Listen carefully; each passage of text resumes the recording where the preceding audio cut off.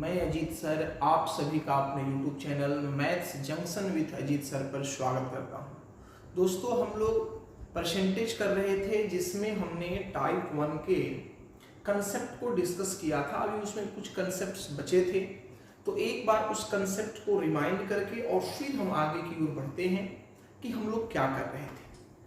तो देखो पिछले क्लास में हम लोगों ने डिस्कस किया था कि यदि मैथ्स में कोई भी दो टर्म है जिसको मल्टीप्लाई करने पर कोई तीसरा टर्म आता है, या कोई आपका तीन टर्म है जिसको मल्टीप्लाई करने पर कोई चौथा टर्म आता है, तो ये जो कंसेप्ट था, इस कंसेप्ट पर हमने पहला केस आपको बताया था।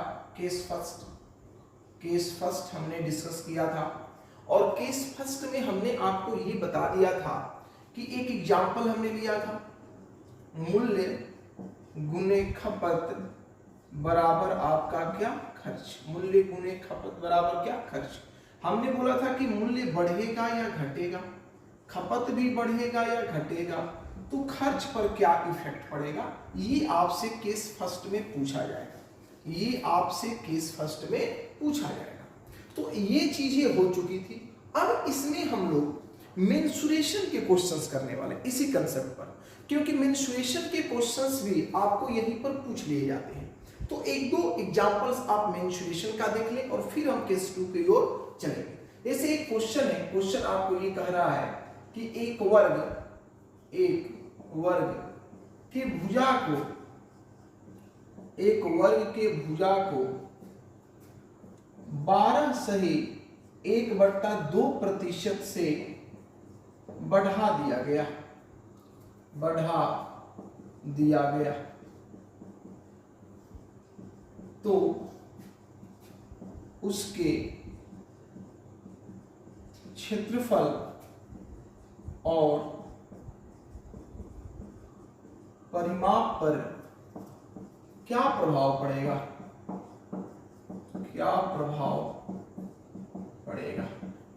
अब इस क्वेश्चन को ध्यान से समझने का प्रयास करिएगा। देखिए क्या कहा गया कि एक वर्ग की भुजा को 12.5% से बढ़ा दिया गया है। अब आपको यहां मेंसुरेशन का फॉर्मूला पता होना चाहिए। विदाउट फॉर्मूला आप इस क्वेश्चन को करेंगे तो कहीं ना कहीं कुछ ना कुछ गड़बड़ आप करेंगे। ध्यान दीजिए, जैसे ये आपका ए है, ये बी है, ये सी है और ये क्या है, डी है। ये आपका एक वर्ग है जिसकी भुजा क्या है भैया, ए है। भुजा क्या है, ए है। तो वर्ग का जो क्षेत्रफल होता है वो आपका होता है भुजा स्क्वायर। क्या होता है भैया, ए स्क्वायर। और जो इसका परिमाप होता है वो आपका होता है 4 गुने भुजा, मतलब 4 ए। तो अब आपको यहां सोचना है कि अगर आपसे क्षेत्रफल पूछा जा रहा है तो क्षेत्रफल होता क्या है। तो ए आपका हो रहा है, एरिया बराबर हो रहा है ए स्क्वायर। बड़ा ए एरिया है, छोटा ए भुजा है। इसका मतलब कि ए डायरेक्टली प्रोपोर्शनल है किसका, ए स्क्वायर। अर्थात ए का वर्ग जैसे जैसे चेंज होगा क्षेत्रफल वैसे ही क्या होगा, चेंज होगा। तो अब आप या तो रेशियो से क्वेश्चन बना लो या तो फ्रैक्शन से बना लो। हमने बताया था कि जब भी पूर्णांक में परसेंटेज आपको दे दिया जाए तो वहां या तो आप रेशियो अप्लाई कर लेना या तो आप फ्रैक्शन अप्लाई कर लेना। देखो सीधा 12.5% का फ्रैक्शन वैल्यू क्या होगा, 1/8। तो भैया 8 में से 1 बढ़ गया, तो देखिए यहां पर ए जो हो गया वो 8 से बढ़ के कितना हो गया, 9। पहले 8 था, अब क्या हो गया, 9। पुनः ए जो है वो 8 से बढ़ के क्या हो गया, 9, क्योंकि ए का प्रयोग क्षेत्रफल में कितना बार किया गया, 2 बार। तो हम इसे लिखेंगे भी कितना बार, 2 बार। अब देखिए अगर हम ए स्क्वायर की बात करते हैं तो ए स्क्वायर डायरेक्टली प्रोपोर्शनल है क्षेत्रफल का। तो 8 गुने 8 8 64 और 9 81। तो भैया कितना वृद्धि हुआ, आप देखो कितना वृद्धि हुआ। तो आप कहेंगे कि सर यहाँ वृद्धि हुआ, ये आपका 11 में से 4 चला गया, ये 7, इधर आपका 6 तो 70 हो जाएगा। 11 तो 17 की वृद्धि हुई। अब 17 की वृद्धि हुई तो कितने में 17 की वृद्धि हुई, तो आप कहेंगे सर 64 में। तो 17 की वृद्धि हुई, 64 में प्रतिशत निकालना है तो 100 से गुना कर सिंबल आप लगा सकते हैं। अब ये ऑप्शन जब रहेगा तो आपको डायरेक्ट दिखेगा, तो कैलकुलेट करने की भी जरूरत नहीं है, लेकिन फिलहाल यहाँ ऑप्शन नहीं है तो आपको कैलकुलेट करना होगा।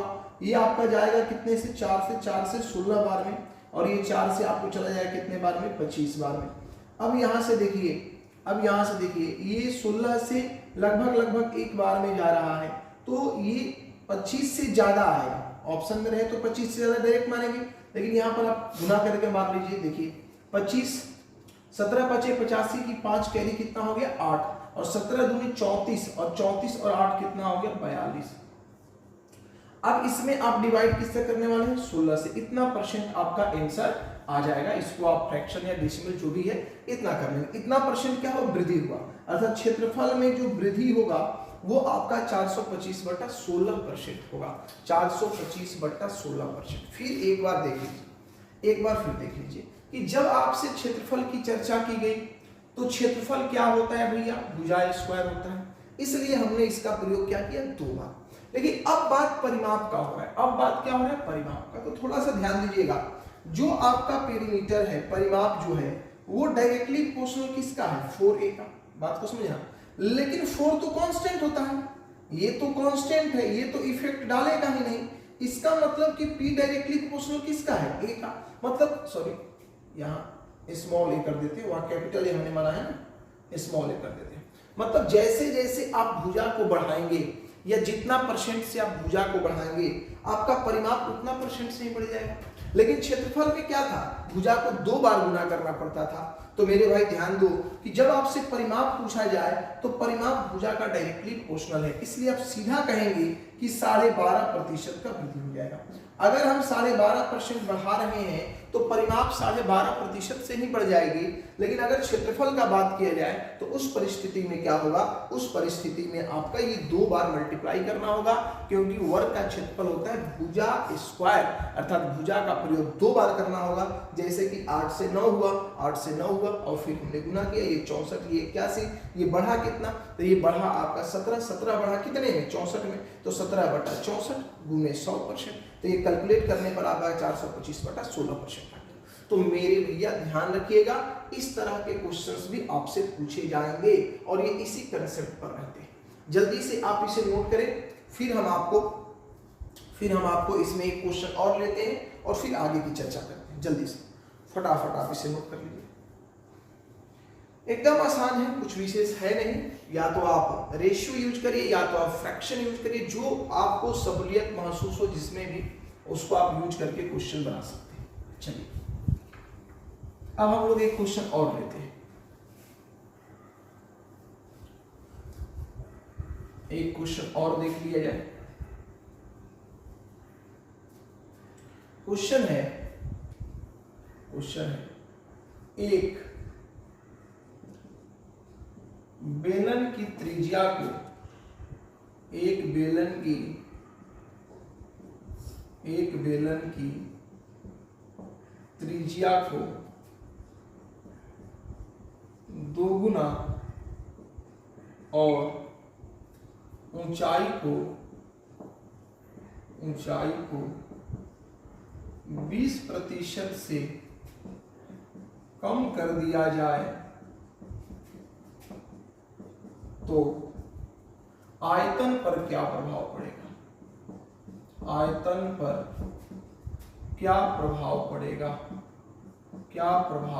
पड़ेगा, ये क्वेश्चन है।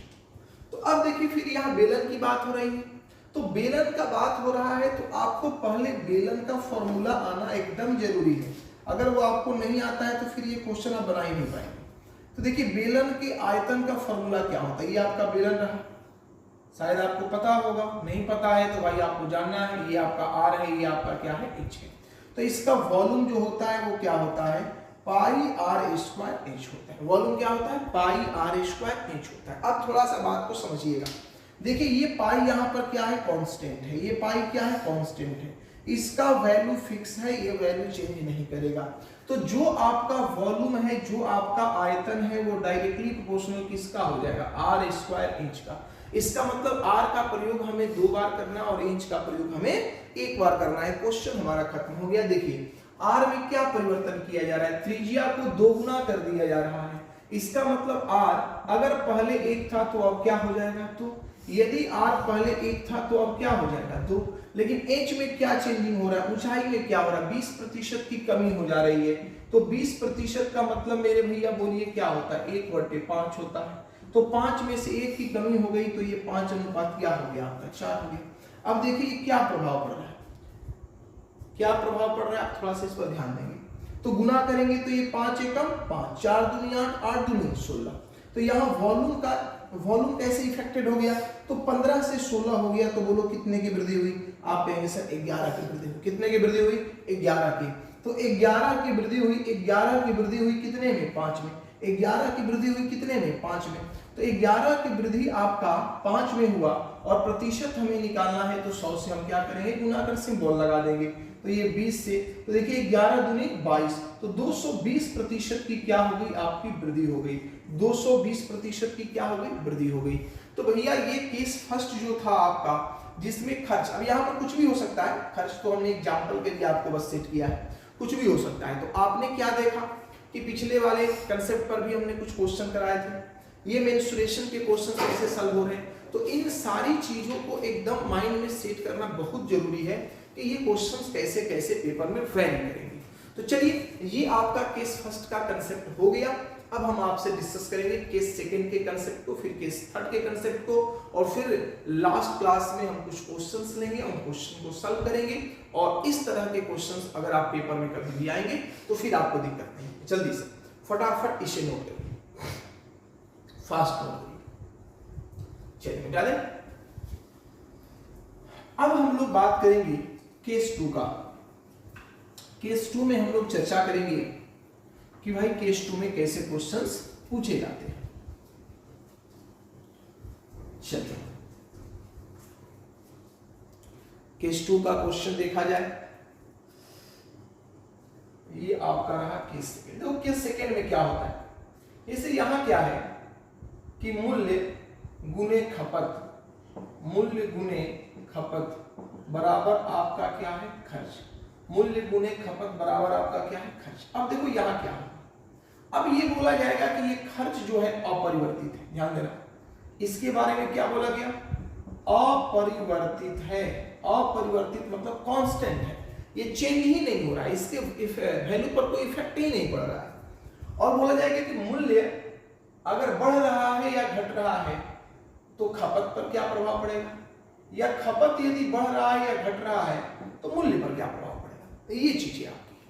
तो चलिए अब इस बात को थोड़ा सा समझने का प्रयास करिएगा। देखिए अगर मान लीजिए कि खर्च को स्थिर कर दिया जाए, जैसे ऐसे समझिए आप मान लीजिए समोसा खाते हैं, ठीक है, और आप दुकान पर 20 रुपया लेकर के जाते हैं समोसा खाने के लिए। बात को समझिएगा, आप दुकान पर 20 रुपया लेकर गए, मतलब खर्च जो आपका है ना, जो खर्च आपका है वो कितना है, 20 रुपये। लेकिन जो आपका समोसा है वह 4 रुपये प्रति केजी पहले मिलता था। ध्यान रखिएगा, पहले समोसा कितना मिलता था, 4 रुपये प्रति केजी। तो उस परिस्थिति में आप क्वांटिटी में कितना समोसा खाते थे, तो आप बोलेंगे सर 5, क्योंकि 4 रुपए का एक मिल रहा है तो 4 5 20, मतलब 5 समोसा हम खाते थे। लेकिन हुआ क्या कि जब नेक्स्ट डे आप खाने गए तो समोसा का रेट जो है वो 5 रुपया, यहाँ केजी हमने लगा दिया, पर पीस होगा भैया, ये पर पीस है, ठीक है। तो 5 रुपया पर पीस अगर आपका है तो अब आप कितना खाएंगे, तो आप बोलेंगे कि सर अब तो 4 ही हम खा पाएंगे। तो हुआ क्या, तो हुआ ये कि देखिए, हुआ ये कि खर्च तो आपका कांस्टेंट रहा, इस पर तो कोई इफेक्ट नहीं पड़ रहा है। खर्च आपका जस का क्या है तस है, उसमें कोई चेंजिंग नहीं हो रहा है। लेकिन यहां देखिए जैसे ही रेट मतलब मूल्य, रेट मतलब क्या, मूल्य, जैसे ही रेट आप बढ़ा रहे हैं, जैसे ही रेट 4 से आपने 5 किया, तो आपका जो खपत है, जो आपका खपत है वो 5 से क्या हो गया, 4 हो गया। मेरे कहने का मतलब क्या है भैया कि जब आपका खर्च कांस्टेंट होगा तो उस परिस्थिति में क्या होगा, अगर आप मूल्य को बढ़ाएंगे, अगर आप मूल्य को बढ़ाएंगे तो खपत आपका घट जाएगा, और अगर आप मूल्य को घटाएंगे तो खपत आपका क्या हो जाएगा, बढ़ जाएगा। इसका मतलब क्या है, इसका मतलब है कि मूल्य जो है वो इनवर्सली प्रोपोर्शनल होता है किसका, खपत का। मूल्य जो है ये व्युत्क्रमानुपाती होता है किसका, खपत का। तो मूल्य इनवर्सली प्रोपोर्शनल हो जाएगा आपका खपत का। ये बात आपके माइंड में प्रॉपर सेट हो जाना चाहिए। अब इसी कंसेप्ट पर हम लोग क्वेश्चन करने वाले हैं, तो चलिए एक दो क्वेश्चन इस कंसेप्ट पर करते हैं, फिर आगे बढ़ते हैं। जैसे क्वेश्चन है, क्वेश्चन ये पूछा गया आपसे कि एक सिनेमा घर में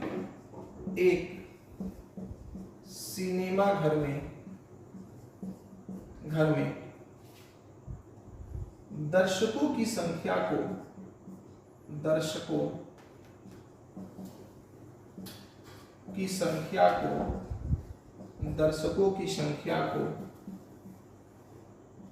20% से बढ़ा दिया गया, 20% से बढ़ा दिया गया,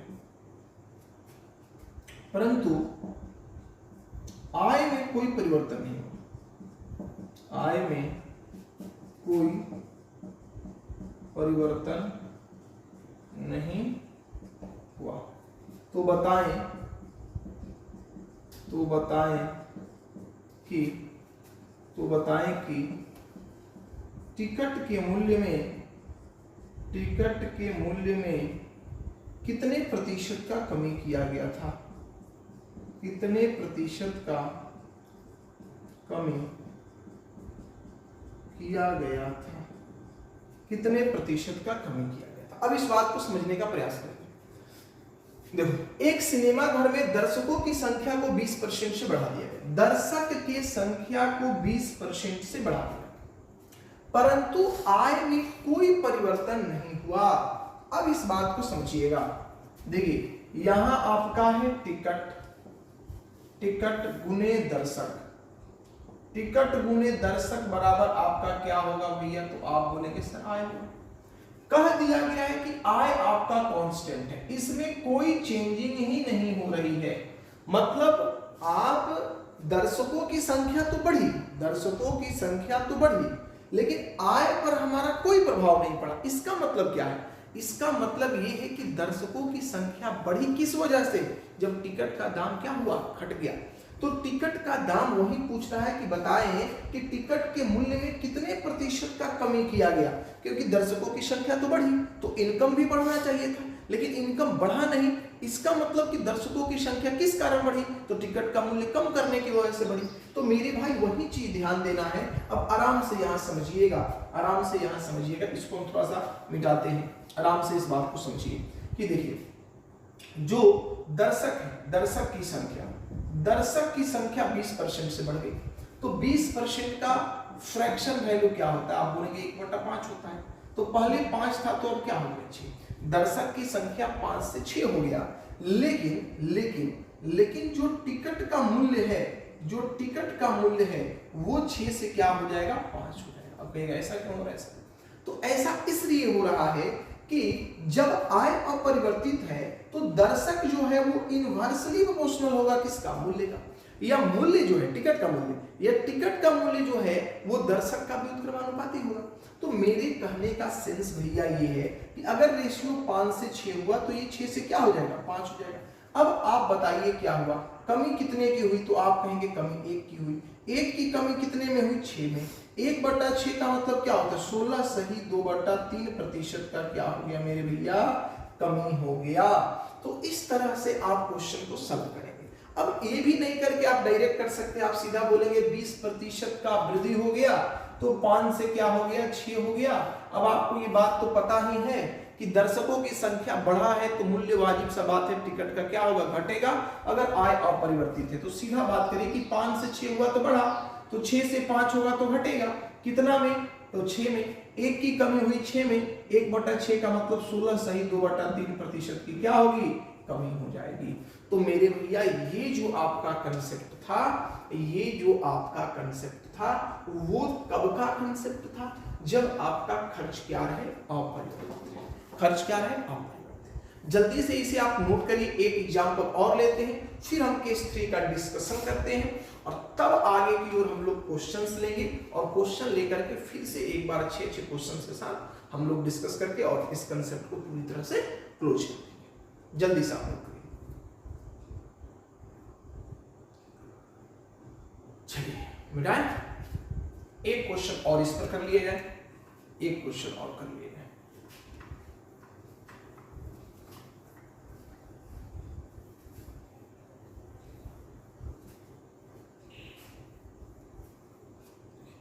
अगला क्वेश्चन क्या है? क्वेश्चन है कि चीनी के मूल्य में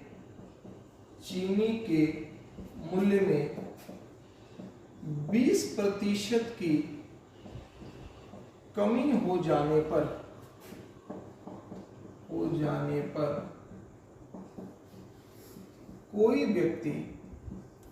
कोई व्यक्ति 300 रुपए में पहले से 2 केजी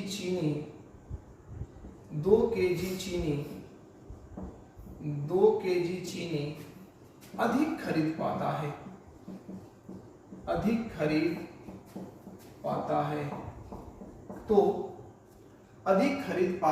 तो यहां पर आपसे 4 प्रश्न किए जा सकते हैं। पहला, चीनी का प्रारंभिक मूल्य क्या था? चीनी का प्रारंभिक मूल्य क्या था? दूसरा, चीनी का वर्तमान मूल्य क्या है? चीनी का प्रारंभिक खपत क्या था?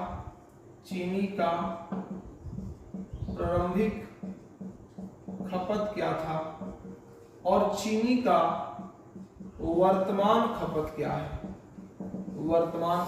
है? चीनी का प्रारंभिक मूल्य क्या था?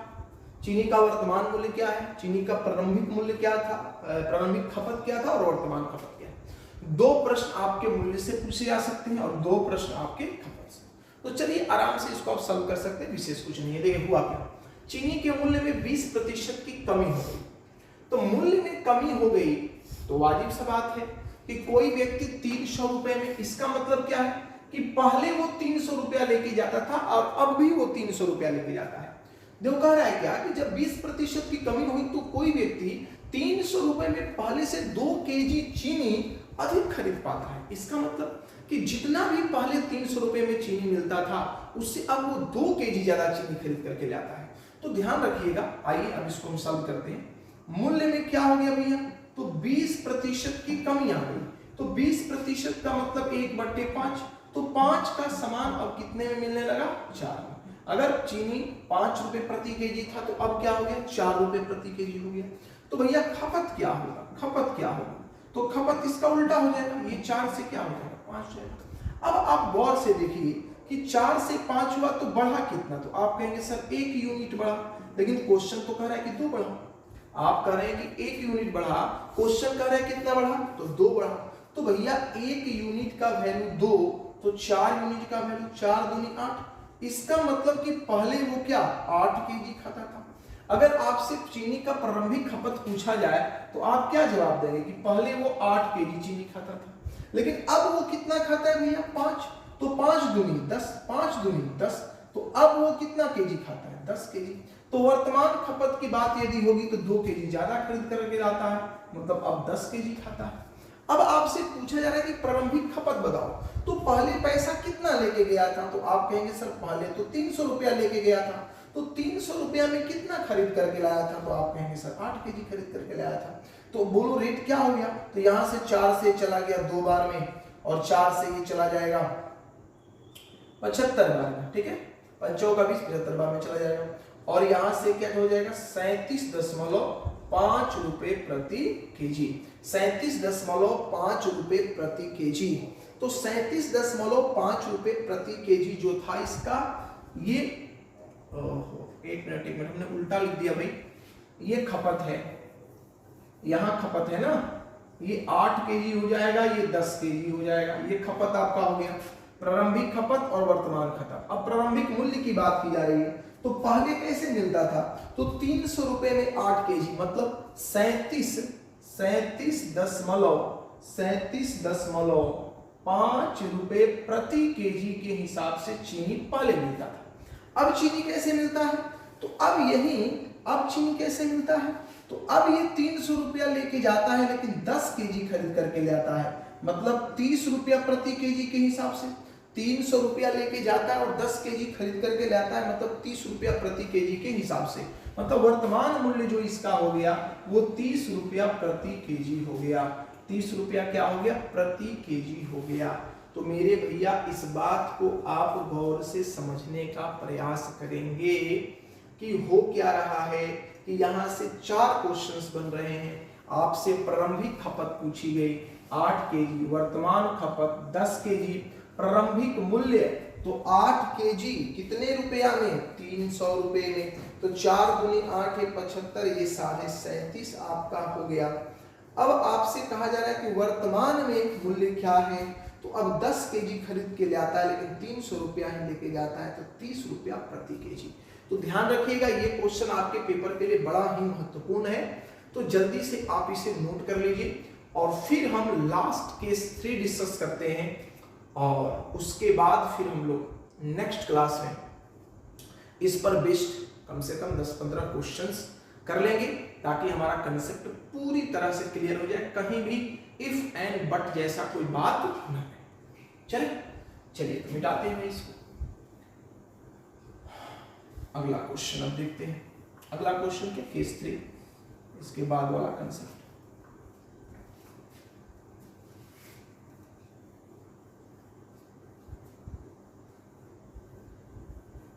चलिए देखिए अब केस 3 में क्या होगा। केस 3 में आपको यहां पर वही पैटर्न रहेगा, मूल्य गुने खपत बराबर क्या? खर्च। लेकिन होने वाला क्या है? मूल्य को बढ़ाया या घटाया जाएगा, खर्च को भी बढ़ाया या घटाया जाएगा, तो खपत के बारे में पूछा जाएगा, या खपत को बढ़ाया या घटाया जाएगा, खर्च को बढ़ाया या घटाया जाएगा, तो मूल्य के बारे में चर्चा की जाएगी। एक एग्जांपल से ये बात आपको समझ में आ जाएगा कि हम करना क्या चाहते हैं। जैसे क्वेश्चन आपका ये है, बोला जा रहा है कि चीनी के मूल्य में 30% की वृद्धि होने से उसके खर्च में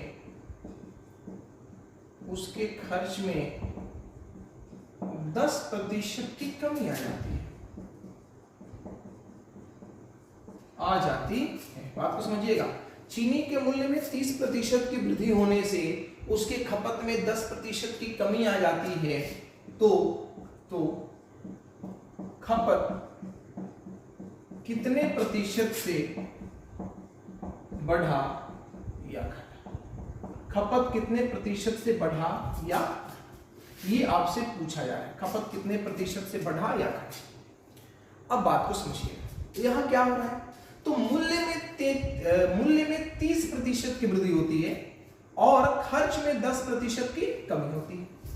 मूल्य में वृद्धि हुई, खर्च में कमी हुई, खपत के बारे में पूछ रहा है।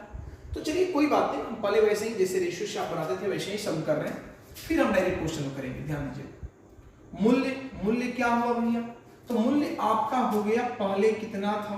30% की वृद्धि होती थी, मतलब 30% की वृद्धि, मतलब पहले अगर ये 100 था तो अब क्या हो गया? 130 हो गया। मतलब पहले अगर 10 था तो अब आपका 13 हो गया, मूल्य ऐसा हो गया। लेकिन खर्च क्या हुआ?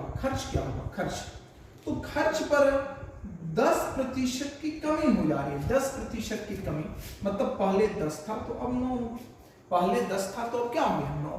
तो कह रहे बताओ ये खपत पर क्या प्रभाव पड़ेगा? खपत पर क्या प्रभाव? तो हमने मान लिया खपत x से y हो गया। हमने क्या मान लिया? खपत x से क्या हो गया? y हो गया। अब देखो क्या करना है, डायरेक्ट आपको पेपर में हमेशा ये काम डायरेक्ट करना है, ये इस तरीके से आपको करने की कोई जरूरत नहीं। देखिए आप इसको गुना करेंगे, क्रॉस 10 9 90 और यहां लिखेंगे इस तरफ, यहां क्रॉस गुना करेंगे, ये कितना हो गया? 130। तो इस तरफ लिखेंगे, मतलब 130, ये x का वैल्यू कितना हो गया? 130 और y का वैल्यू कितना हो गया? 90। आपके मन में प्रश्न उठ रहा है क्यों ऐसा लिख रहे हैं, तो भी देख लीजिए।